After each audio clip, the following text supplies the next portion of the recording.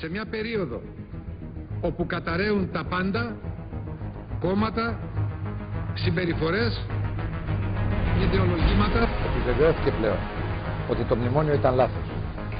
Το λεφτά υπάρχουν ήταν λάθος. Μαζί με τον κύριο Παπαντρέου δεν ήταν ο κύριος Βενιζέλος όταν καταδημαγωγούσαν το λαό ότι λεφτά υπάρχουν? Ένα μεγάλο συγγνώμη για διαχρονικά, πολιτικά και ιστορικά λάθη και παραλήψεις που βεβαίως βαραίνουν και την παράταξή μας και εμάς όσους ασκήσαμε και ασκούμε εξουσία προσωπικά.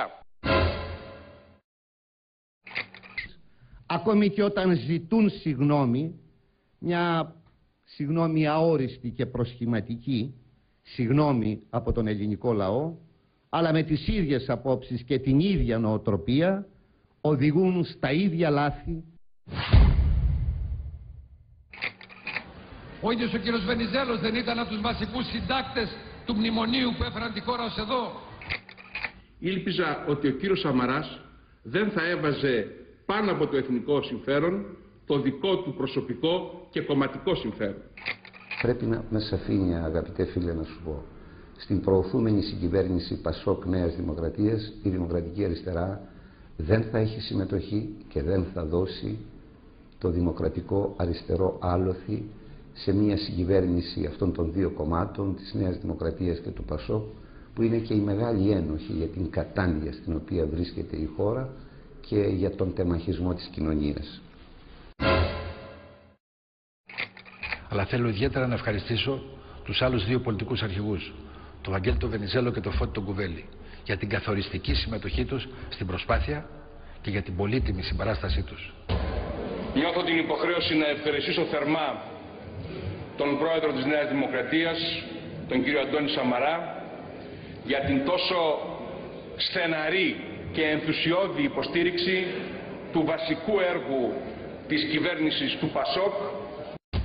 Πετύχαμε δυναμική πολιτική παρουσία.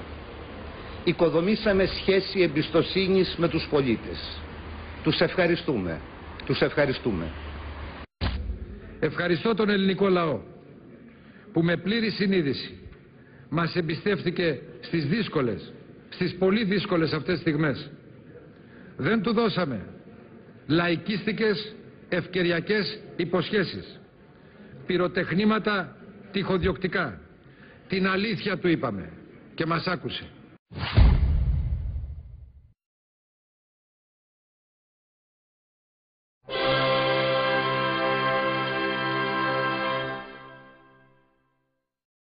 Το λάθος δεν είναι μόνο δικό μας, γιατί φτάσαμε στην ύφεση σήμερα, γιατί φτάσαμε στα όρια χρεοκοπίας.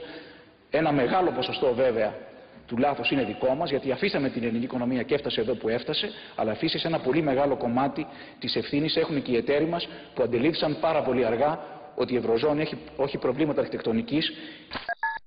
Κυρίες και κύριοι, για δεύτερη φορά το Διεθνές Νομισματικό Ταμείο παραδέχθηκε μέσω του εκπροσώπου του ότι η τακτική λιτότητας που ακολούθησε στο θέμα της Ελλάδας ήταν λάθος.